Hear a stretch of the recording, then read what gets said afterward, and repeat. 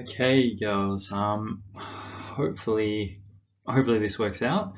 I'm really sorry that I can't be there for our lessons. I am not even sure I will be back next week. I am supposed to go on retreat with you all, so fingers crossed I can get back, but definitely won't be here for the rest of the week. I'm really sorry.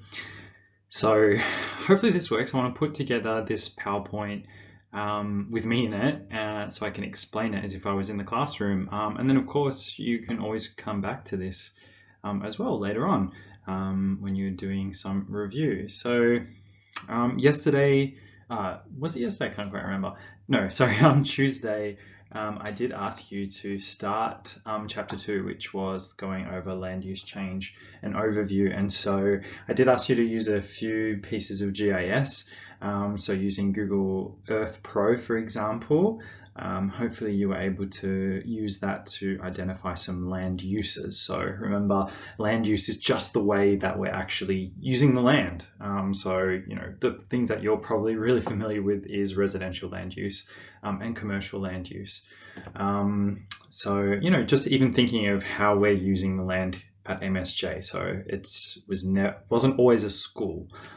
So it was something before that. So we always have these human interactions with this land use. So hopefully you've gone over that and identified different types of land use. Don't be too concerned if you don't know, what to call it. If you see, as an area that you're like, oh, that's obviously being used by humans, you're not sure what it's being used as. Don't be too worried about that, because that's what we're going to be learning throughout. So you also were asked to go onto National Map, I think it is from the top of my head. So National Map is a government JS service, so it's actually been put together by geographers who are passionate about technology or geographic information systems. So if you are enjoying that part, again, I'll always tell you there's lots of work available in there. So we're actually going to use National Maps quite a lot because there's heaps of data. It's all from the ABS, Australian Bureau of Statistics, which is fantastic. That's when I think I spoke to you guys earlier on in the year how, where's the most profitable place to put a McDonald's, for example. You can use that data from the Australian Bureau of Statistics to find that out and see where's the best place to put a McDonald's, for example. So yeah, really, really important.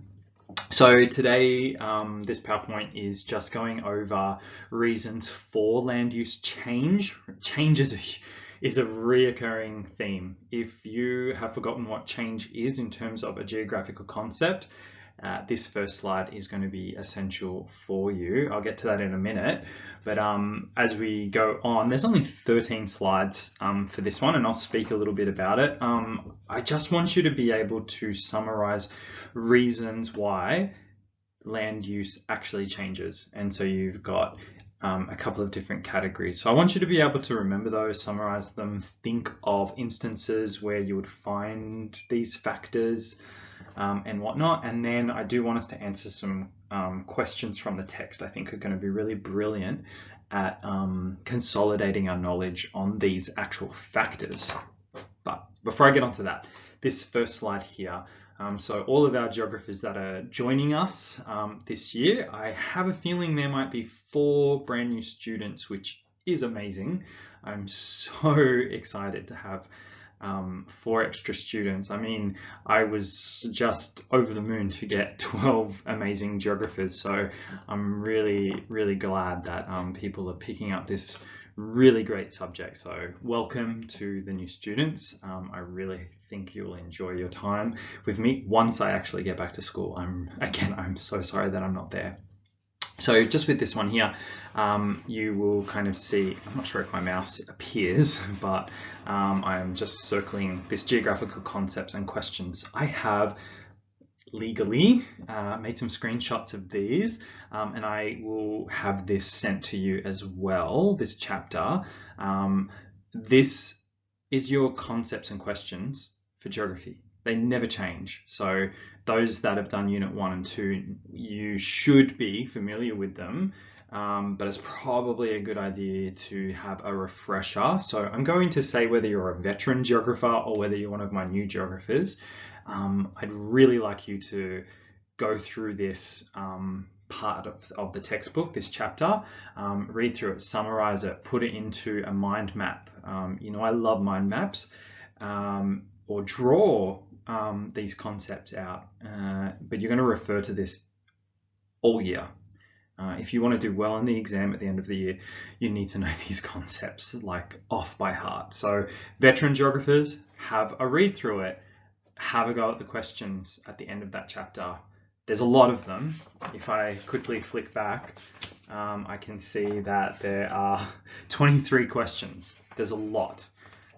Look, it shouldn't take you more than 2 or 3 hours to answer those questions. So, because I'm not going to be there for the rest of the week, maybe have a go at answering those questions over these next 2 periods, especially the concepts that you're not sure about. And new geographers, I need you to do all of that chapter. Read through that entire chapter.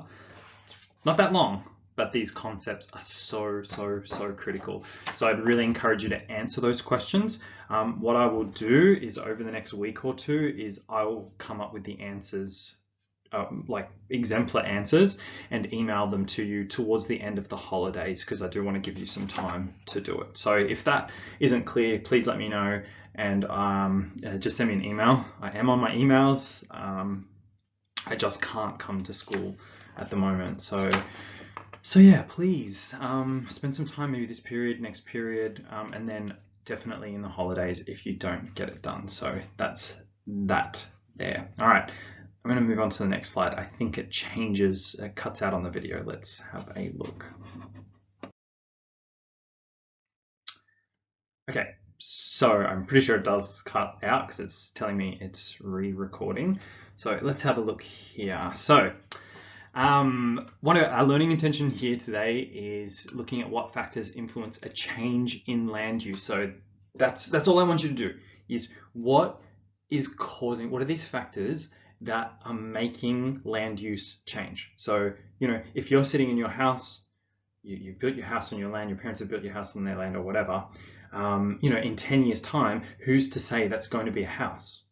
What if it becomes a shop? That's land use change. A shop is completely different to a house. So that's a really simple way of looking at land use and how it's changing. That if we have a look at the text, the examples that they're talking about is, just up here again, I don't know if the mouse is actually moving, but you can see I've got these little icons: forest, lands, grasslands, etc. They've served a purpose. They've had trees on those lands. They just grow naturally. They're home for whatever species of animals. And then humans come along, we interact with that land. We develop these rules saying this land is going to be used for agriculture. And so the land use changes. The trees are cut down. Those animals that were once living in those trees, in those bushlands, there's a farm there now, and they're planting cotton, for example, or they've got cattle grazing there. The land use has changed. It's no longer forest, grassland, it's agriculture. Just with the second icon just below that, we could have had that grassland, that forest. We have a growing population, so you have got a social factor there. It could even be economic factors, political factors, because politicians are the ones that are making up the rules, to accommodate more housing. So that forest, grassland is cleared, that housing is established there. So there's always this human influence when we're talking about the change of land use. So just over in that yellow box here, I really hope you can see my mouse. So just some examples of land use change. It could be an old industrial area converted to housing and community uses in an inner urban location. So inner urban being like within the city. We say inner urban simply because if you look at places like Collingwood, for example, that was very, very much industrial, commercial area. So if you've been up there, you'll know there's a lot of warehouses. Wow, there's a lot of warehouses that are going for a huge amount of money. They're now being used for residential. So they've been rezoned. The land use, the purpose of that land has been changed. So it may have been land that was used as storage in some sort of industry, people are like, whoa, how nice would an apartment be here? So that land use is changing. It could be something quite obvious, like a freeway interchange. That's going to be built on big open land. It may have been land that was grazing for animals, so it may have been farmland. And you could go even further back, like what was it before it was farmland? It was probably grassland, crown land, so it wasn't actually owned by anyone but the government. So there's a couple of changes that could be there. Farmland on the urban fringe changed to a new housing estate. This is huge. Maybe I've got some people in this class that are in these kinds of areas. Tarneet, for example, was once all agricultural. Werribee was once very much all agricultural farming lands. You can still see some of it left in South Werribee. So you've got those kinds of changes. Very quickly, I'm just conscious of the time, forests cleared and the area used for farming. I've mentioned that before. Sporting complex built on vacant land. Think about Etihad. I think it's Marvel Stadium now in Docklands. Docklands was, it wasn't always a stadium there. I think when it was first built, it was like Telstra Dome or something. But that used to be like a shipping dockland. Hence the word docklands, I guess. It might be wetlands drained to support new farming activities. That has happened quite a bit. And the other example there, hiking, walking trails, campsites, etc., car parks developed on a mountain wilderness site. So middle of nowhere, you go past Ballarat, I think it's Ararat area. You've got these beautiful parks, state national parks, and then we come in and we change some of that land. Well, actually, if you think I've just spoken about it as being a national park, we have changed that land by putting that boundary around it. It's being, what's the word I'm looking for? It's being managed by humans now rather than just sitting there. So I guess like every inch of land in Australia is pretty much managed by humans. Just the example in the picture, figure 2.4. So if you can zoom in, or if you can see there, it says on the buildings there, permit approved. Apartments, I think it says like 44 apartments and 3 shops. So that area there, which was, it looks like a factory outlet, shoes, there's a garage door there, could have been industrial, that's being changed into brand new apartments. That rate of change, the scale of the change can be something that is quite local, or it could be something much larger at a regional level. This would be a local change because it's just happening in a very specific defined area on that street. That's a local change. That's the scale of it. So it's just a local scale. The rate of change is probably like 12 to 18 months. If you think about if they're going to knock it down or if they're going to renovate it and things like that. And then it will significantly change the appearance and the function of this local part of inner Melbourne. So it was once serving as, kind of like a derelict industrial area. It's probably going to turn into, very hip, very chic rather, apartment area. So think about how that changes. So this is, could be its second, third, fourth iteration of land use change. Okay, I'm hoping this is working. I've just gone backwards. I think my hair looks a bit different as well. I've just been going backwards and forwards. Just trying to make sure that the link for this actually works. So you can actually see this recording this video wasn't for nothing. Okay, so just on this page here, if you are looking at your textbook, I'm on page 18. Just over here on the left-hand side. Oh my goodness, that was Siri. So just on figure 2.4, so in this image we have just an area in Dubai, and I went online on Google Earth, actually I think I used Bing Maps, but and found an image, I don't think it's of the same place, but of Dubai, and I just what I wanted to show you was the way in which land has completely changed here. So there might be some large scale changes. So jump onto Google Maps if you can and have a look at Dubai. You'll also see some new land that has been created in the oceans, for example, in the water off the coast of Dubai, where they've actually reclaimed land or created new islands. You can see the world, for example. You can buy your own island of Australia if you wanted to. So it's quite interesting. So just looking at the different size scales of change. So they might generate major changes in the environment. So I just have over here on the right hand side the desert, and then right in the middle of it you just see this looks like a normal very green looking suburb. So that's what I'm talking about, of the types of changes. So you'll find that a lot in Dubai. So the clearing of natural vegetation and the building of supporting infrastructure such as roads and energy networks. You can see here as well that there's roads being built. So huge swaths of land that's being cleared out and that land use actually changing. All right, let's move on to the next one. I think we're still recording.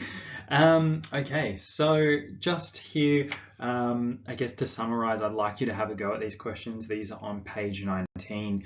So again, you've got those two images there. So just a comparison of them, which construction would have made the larger impact on the landscape.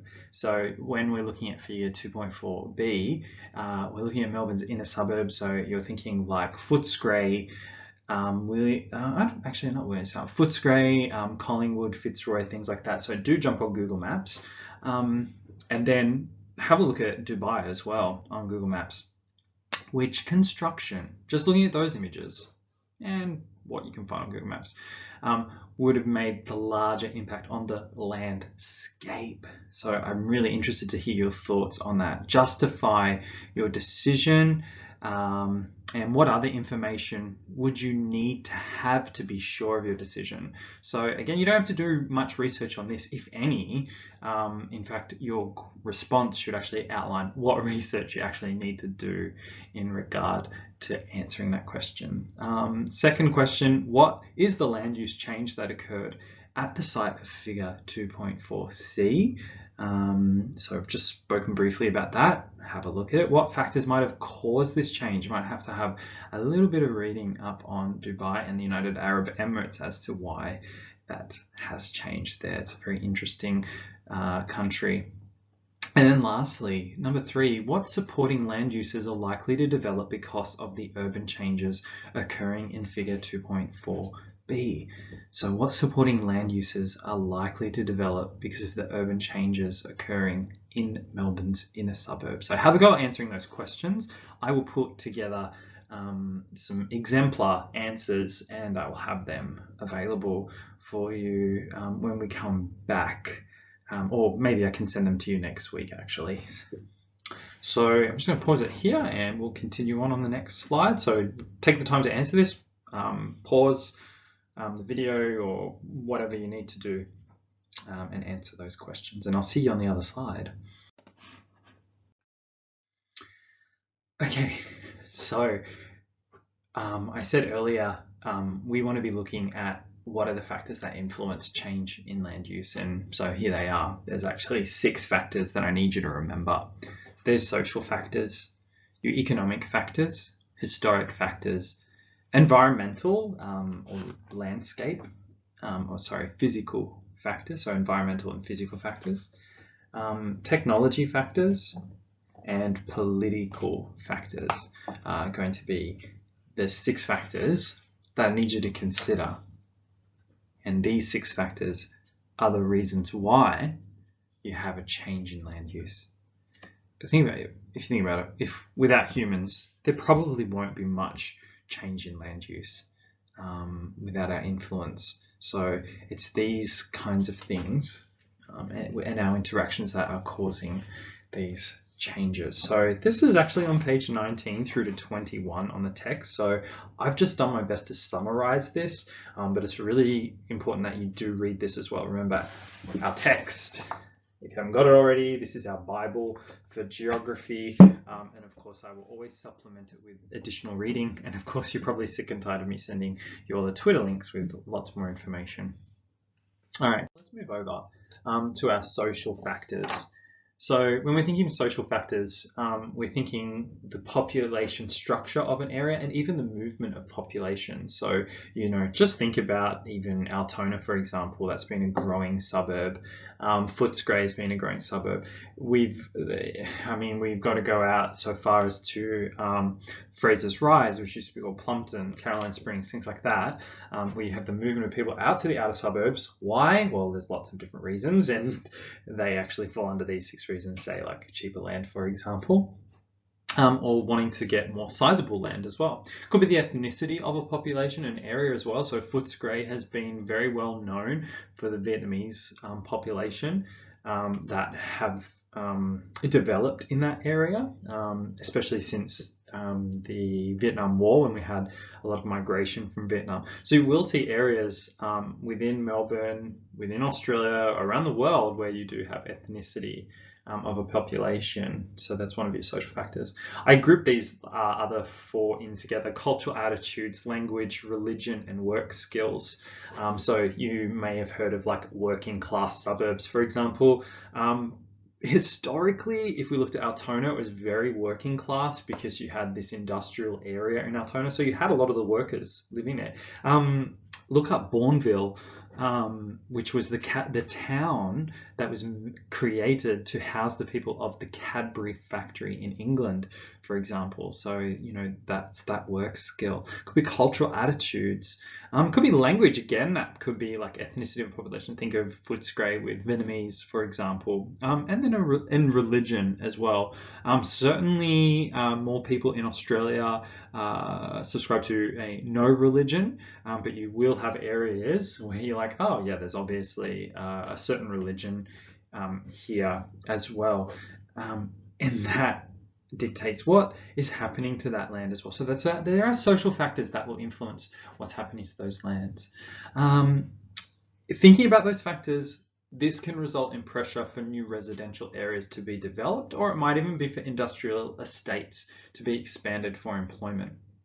One thing that I want to point out here is this idea of values. So as values of an area change, as does land use. So the main point from the text here was thinking about Australia after World War II. So once World War II ceased, everyone had this aspiration to become homeowners, and it's still very much a value that we have today. And so people became very ambitious in becoming a homeowner, and therefore your suburbs sprawled out. So you look at places like Melbourne and Sydney, and you can go literally 100 kilometers away from the CBD and still be in the suburbs of Melbourne or Sydney, for example. So we have this urban sprawl that has been influenced by social factors. Okay. Our next one here is historic factors. So just looking at this image here, this is Lake Conda in Western Victoria. They noted that it was the site of numerous eel traps constructed and used by Indigenous communities before and after European settlement of the region. Obviously, Europeans come in, and then time goes by, the land use was changed, and it's now a heritage site. So it's, heritage listed, this area, because of, I guess, the Indigenous connection with that land. We've created it to be a heritage site, so it cannot be altered. That's us influencing. So because of the history of this place, no one can just go in there and start creating their own eel traps anymore, because it's protected.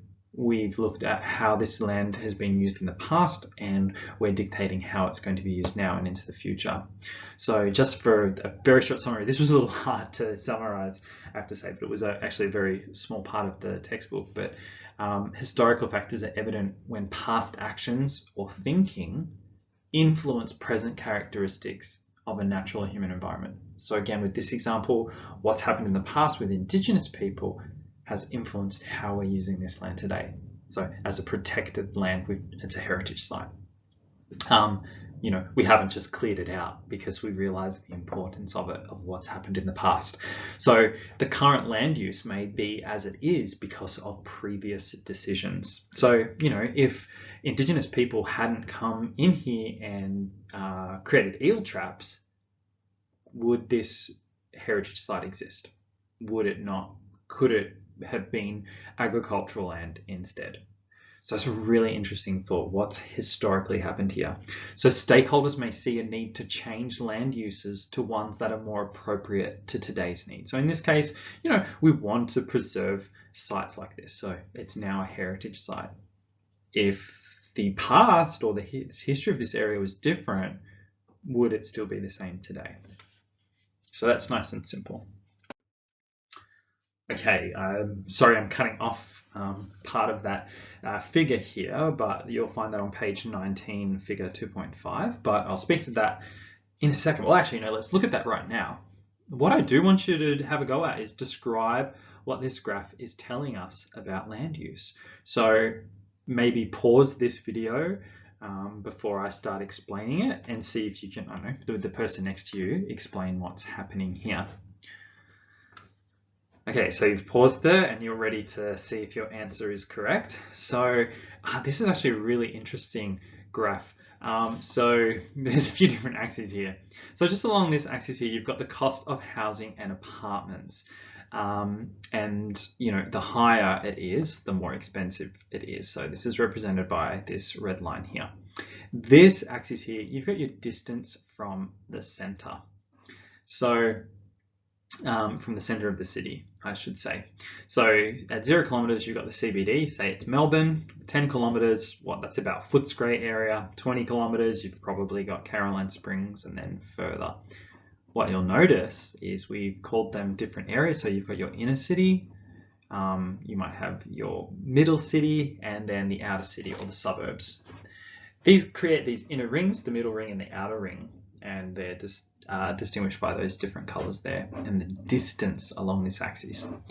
So what we find is the further out you get, the cost of housing decreases. So you're probably thinking, well, I was correct. Hopefully that's what you came up with. But the further away you get from that CBD, which is where our central business district is, the commercial activities, etc., the cheaper land becomes because you don't have as many people trying to get access to that land.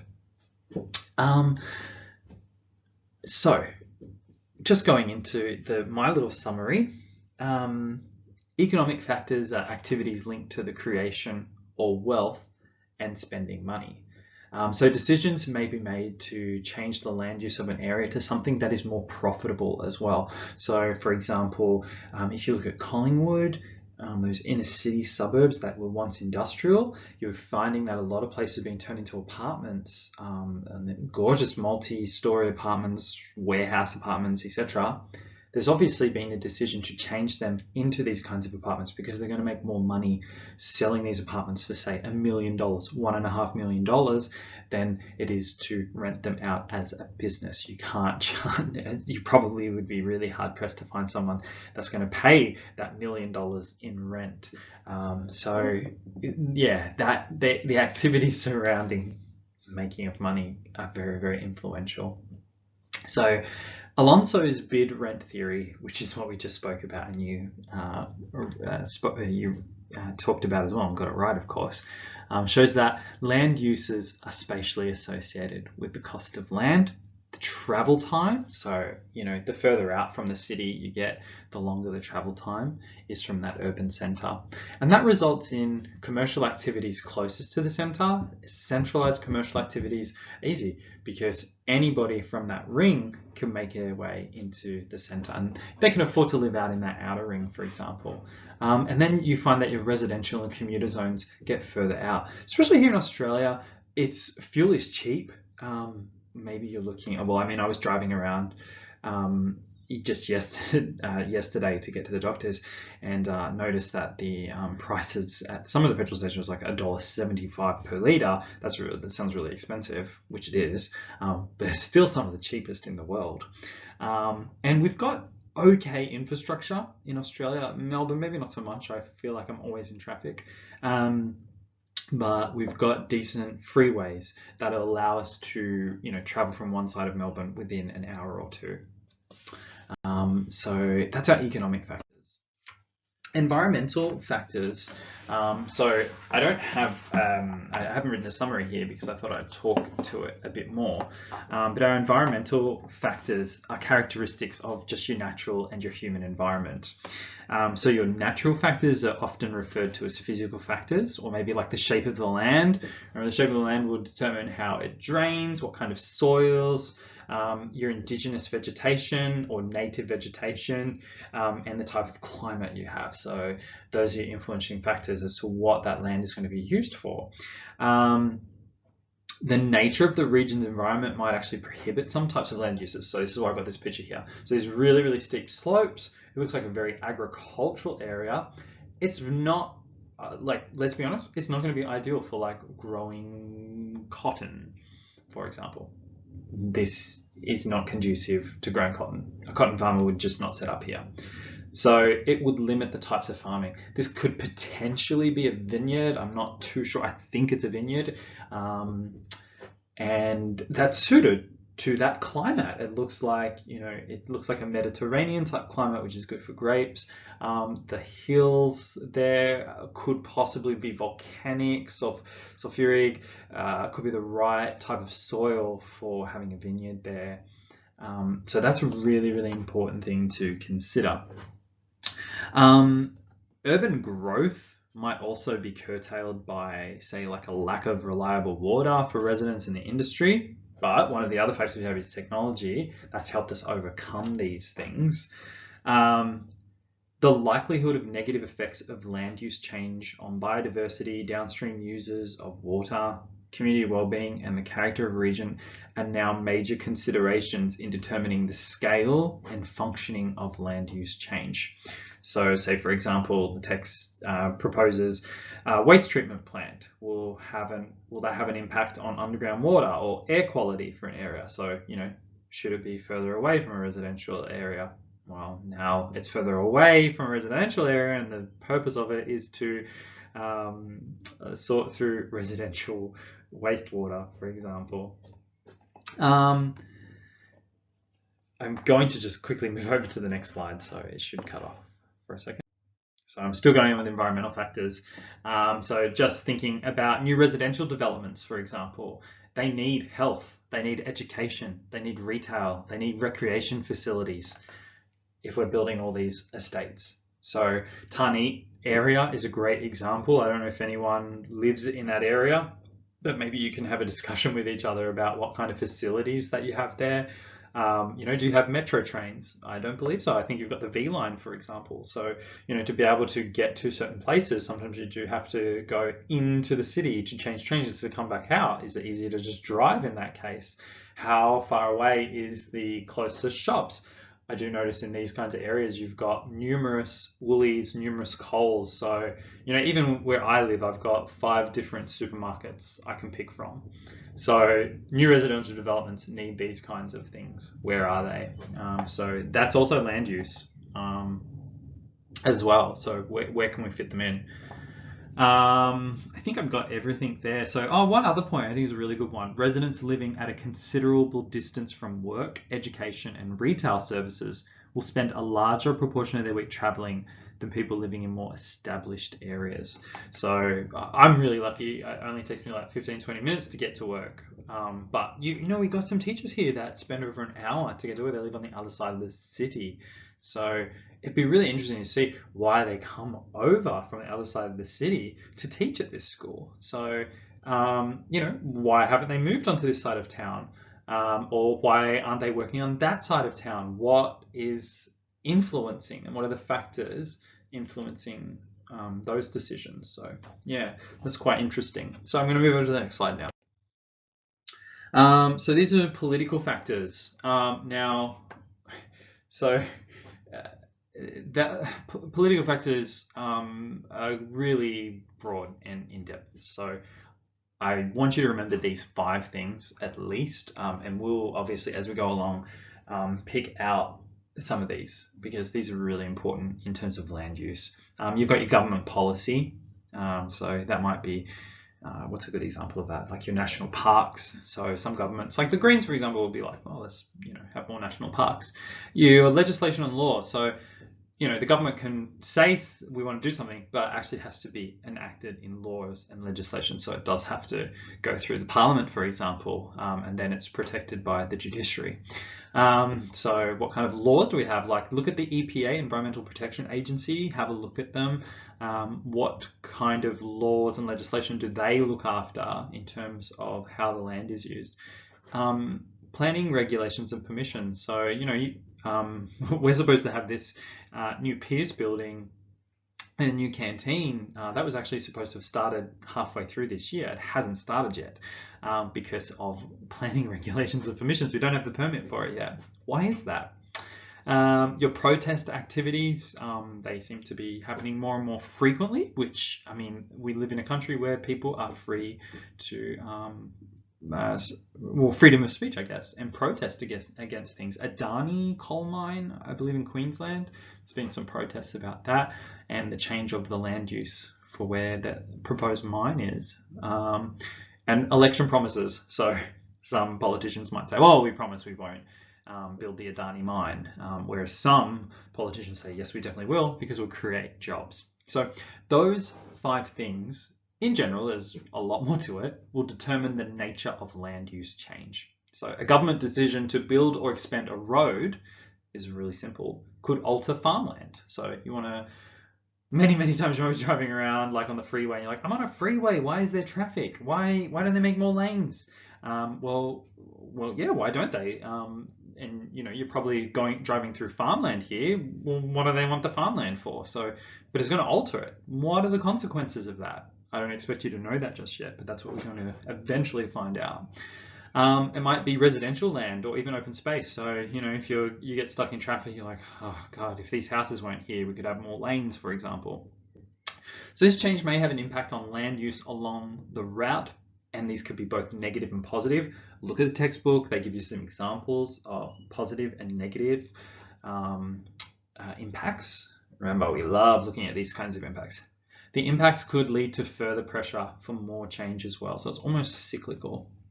So again, take a look at that. That's on page 21 of our text. So the last one I want to have a look at, I'll see you on the other slide. Here we are, is technology factors. So just that image there is the figure 2.7, the Kalgoorlie super pit. It's the product of modern technology, basically. If you can see just down here, these are these massive trucks that carry all the rocks and soil. They are huge, like they're the size of a house. So I hope you can appreciate how deep this mine is. This mine is hundreds of meters deep. How? Technology has advanced so much and has really allowed us to drastically alter this. So again, these trucks down here are probably about 3 stories tall. It's pretty incredible.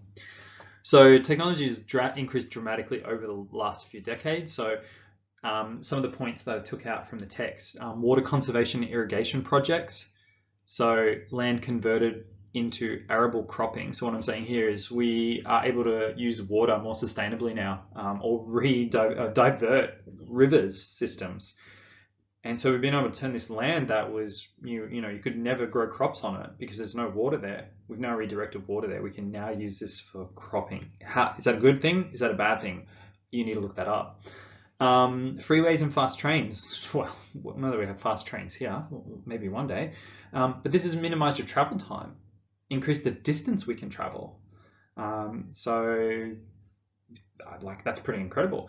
Information technology, working from home. Hello, like what I'm doing now. The fact that, I can't go to work at the moment, that I can actually still teach you. Well, hopefully I'm teaching you from home. So imagine, oh God, imagine in the future you don't even leave your house to go to your class.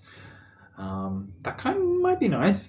And then lastly, the other example there, I've got mining technology. So that's in relation to that Kalgoorlie super pit. Google it. I haven't Googled it. So at the time I'm speaking, I've said it's a couple hundred meters deep. Let's see if that actually is true. All right, so this is the last slide. We're nearing on 40 minutes of me talking, so that's a typical lesson. I definitely need to work on that. So these activities are just out of the textbook. These are on page 21. I do want you to do all of them because they are a really great way to summarize and help you remember these factors. So the first question is thinking about an area of change. I thought MSJ straight away, just because of the redevelopment of the canteen and the Pierce building. I think you're in P6 right now. Head out into the hallway. You've got the plans for the redevelopment in the hallway, just down, I think, near P4, P5, and have a look at it. What factors do you think might be dominant in causing this change? What categories are, why are we doing this at the school? Sure, you can go and ask Miss Dishon, but she's probably very, very busy. So think about what is it? And don't say, oh, because the school wants to waste money. It's not about that. Why does the school want to upgrade facilities? You really need to look at these categories, have a think about it. I want to hear some really good answers. Secondly, discuss in a group and prepare a written response. So this is a discussion, but I want you to write it down. Okay, this is super important. Write it down. No typing this year, please, because we have got to sit a 2-hour exam at the end of the year where it's full on writing. So try and do as much writing as possible. Certainly studying now, I've realized I need to write more. So please trust me. I'm sitting exams as well. I know what it's like. Just keep up that skill of writing. So discuss, then write a response, whether that's a paragraph response or discussion points. Which are the main factors that will play a role in the following proposed land use change? Justify what you're saying. Try to establish and justify a rank order for these factors. So, for building a rail link from Melbourne CBD to Melbourne Airport is the most important thing technological factors that's influencing that? I don't think so. Probably more like political factors, could be economic factors. Have a discussion why that might be. I won't read through all of them, but you've got the other ones there. What might be influencing those? It might just be one thing. It might be all 6 of them. So just briefly discuss and jot it down. This one here might take you a little while. So this lesson might actually go into Friday as well. Have a little Google or a Bing, or I use DuckDuckGo because I like privacy. Have a look up the term strategic plan for your local council. So if you're in Altona, oh my goodness, I don't know what the council name is for Altona, but like me for Footscray, West Footscray, for example, it's Maribyrnong City Council. So I would go into them, I would search on Google, Maribyrnong City Council strategic plan. Have a look if you can find the document. Have a quick read through it. They normally provide a summary for it. Comment on whether you agree or disagree with the directions that land use change is occurring within your community. Write a suggestion about how one site or more could be used better. So think of an area that's currently being used. It might be the commercial strip, for example. Oh, hey, it's a good one. I'm always saying across the road, Harrington Square, the land use change needs to change there. I'm sick of tired of like that dingy old food works. I want like a nice supermarket there. I want more restaurants and cafes there. I'm sick of there's no food to go get there at lunchtime. So I want that area to be redeveloped. So I would write about how it could be better used there. How might I do that? How might I change the land use there in order for that to occur? Question 4, in what way has the environment limited choices for farmers to use the land shown in figure 2.6a? That was the farmland on the hillside. So how's the environment limited choices for farmers? Think about the topography of that. What could encourage farmers to try and make use of this land? Put your thinking caps on. What physical factors would have been considered before the large open cut mine shown in figure 2.7, which is the Kalgoorlie super pit?